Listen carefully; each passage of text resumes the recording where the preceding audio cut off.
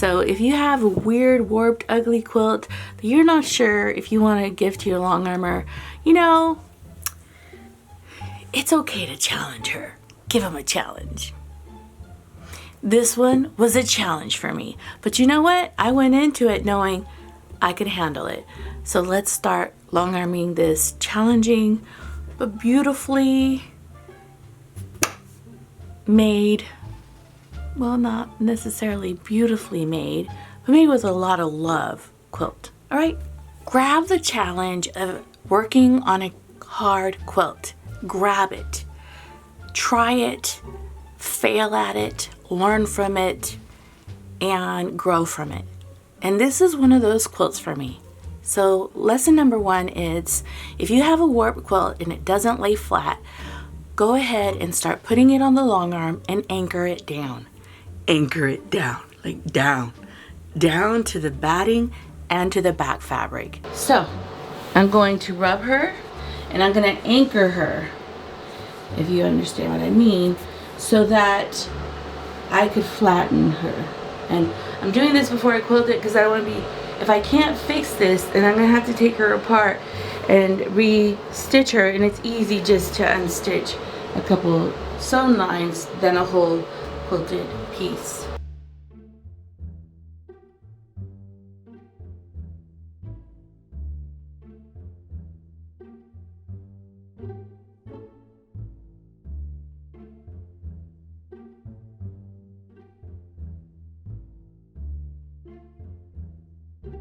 I'm going to stretch her, and then I'm going to stretch her and sew her as taut as I can, like that, if that makes sense. And I'm going to rub her, and I may iron and steam her. I'm doing this before I quilt any part of her because I already knew that she was warped. When she was laid down on the floor, she was already puckering really bad. What happened is, this is too big for these, and anyway, steam will contract it with a hot iron and water will expand it.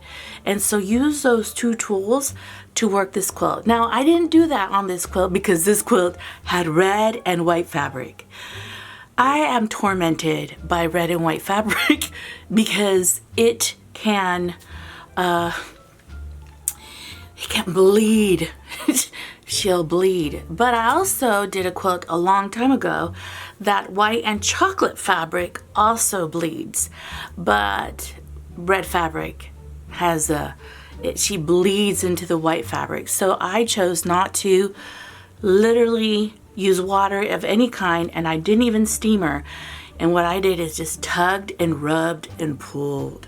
So I've anchored her on this side, and then I also anchored her, which I think I should have maybe stretched her out more, on this side.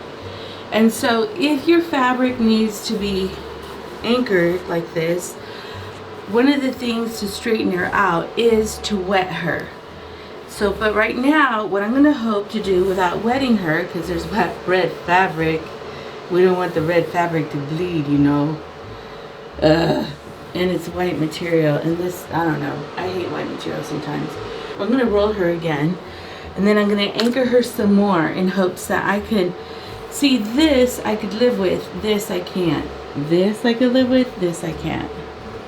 Now, sometimes when I'm doing this, I don't tug enough and I didn't pull enough, so sometimes I'll do a basting stitch so that I'm not fighting with the fabric as much when I'm sewing it down. It just depends on the fabric.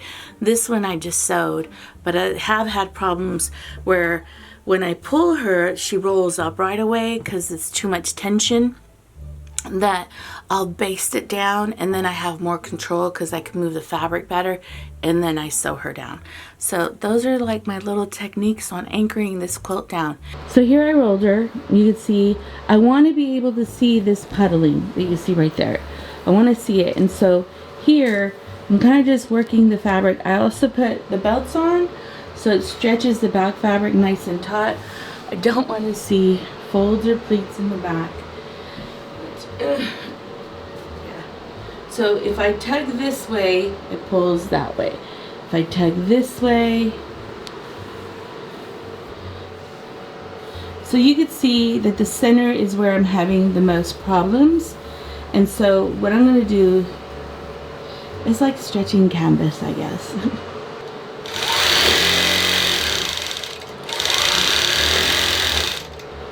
And pull her.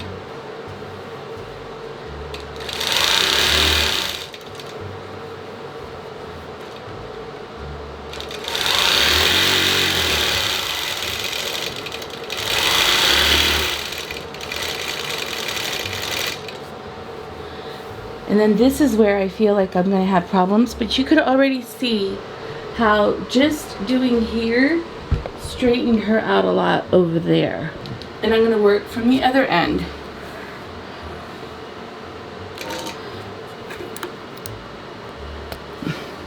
I don't have to stretch so much here, and I could fiddle with this fullness here. This is not a problem. I can work that down. But here, this corner,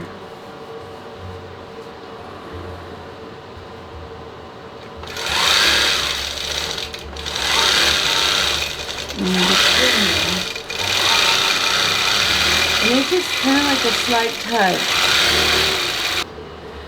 A slight tug here. Look how beautiful.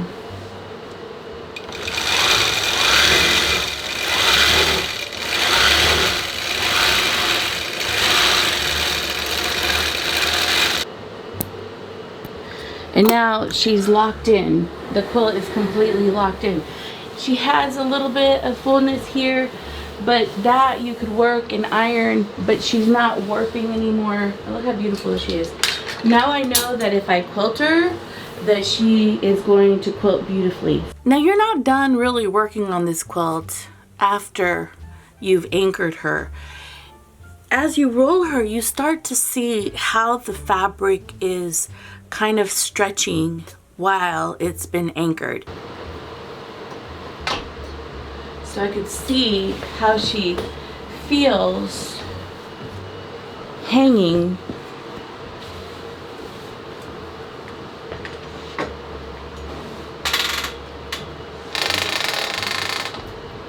Still puddling significantly there, but the quilt is now, I guess what you would say, kind of square. But that could be quilted down and stretched and quilted.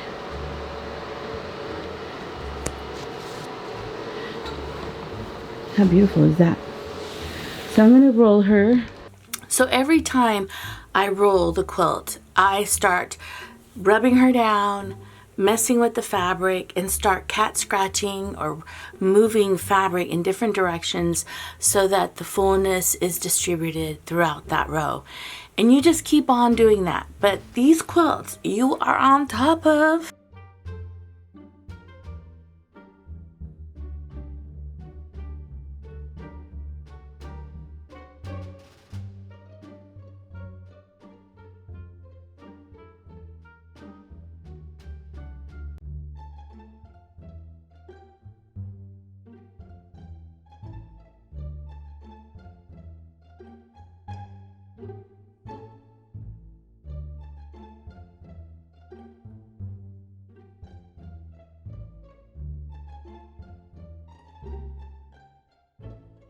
I know the problem areas now, which were in the center, so I'm going to go ahead and just cat scratch, finger stretch, finger rub my hand throughout the quilt to move the fabric and the fullness in areas where there's no fullness. She looks beautiful. Do you see her?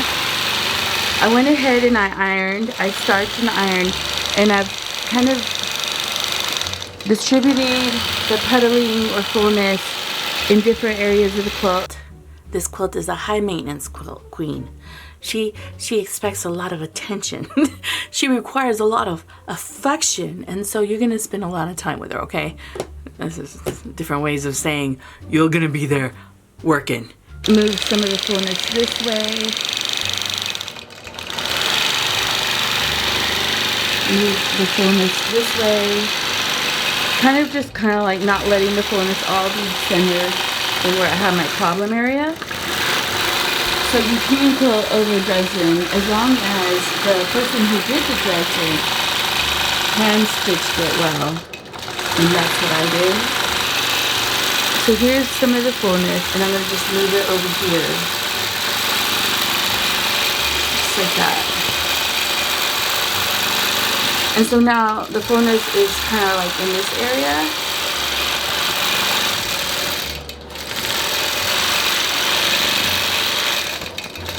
I call this a cat scratch. But now you don't even see it because I shifted it to this area. I don't know if you can see that.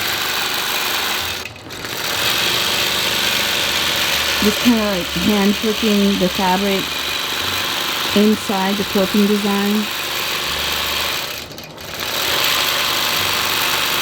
And honestly, just a slight little hand of pressure. See how that, and now I don't have to worry about it, especially here.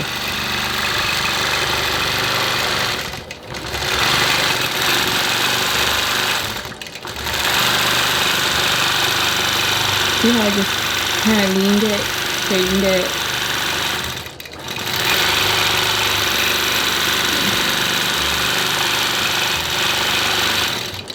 And no one would have known that there was a problem here.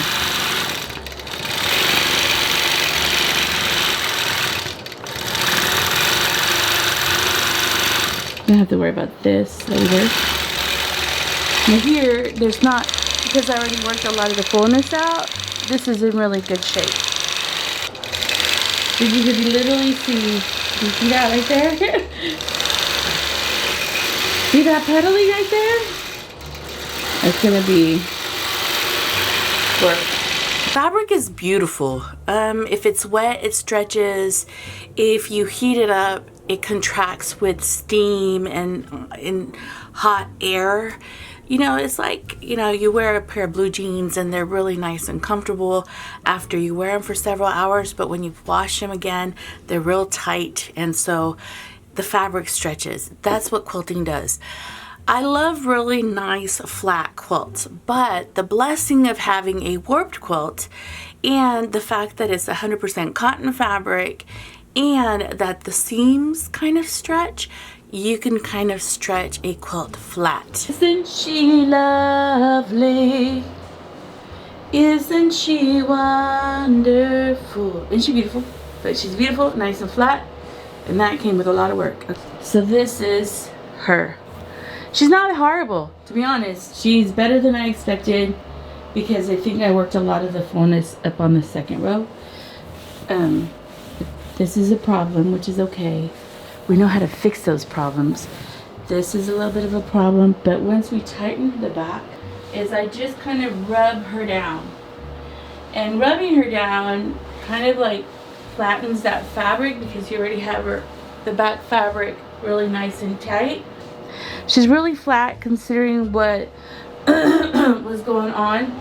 I noticed that this quilt is a bit long, which is okay. I just need to starch her a little bit here and we're good. Or steamer right here, just a tinge. But I think I got a lot of the fullness out in the center, and that's why she's so flat right here. This is a challenging quilt, and even for myself, I knew what I was getting into, and this is the first time I've ever anchored down a quilt this way because I knew how warped she was. And now I have a new skill, like, okay, if I have a really warped quilt, anchor the living daylights out of her, rub and tug and pull gently and get her nice and flat. And you would have never known that this quilt was as warped as she was. I'm on the last row. And there's like some weird warpage right here. So I'm just gonna watch it. Look how beautiful this thing came out. We would have never known with all the problems I had with her. Yeah. Flat and beautiful and clean. Yeah.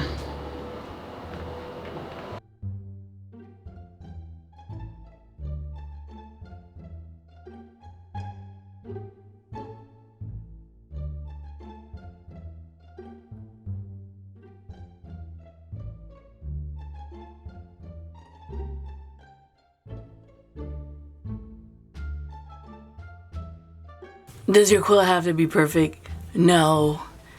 It just has to be pieced with a lot of love. And whoever receives it, that's all they're gonna see. That's all they're gonna see. That you loved them enough to make them a quilt. So, have a wonderful day. I'll see you on the next one.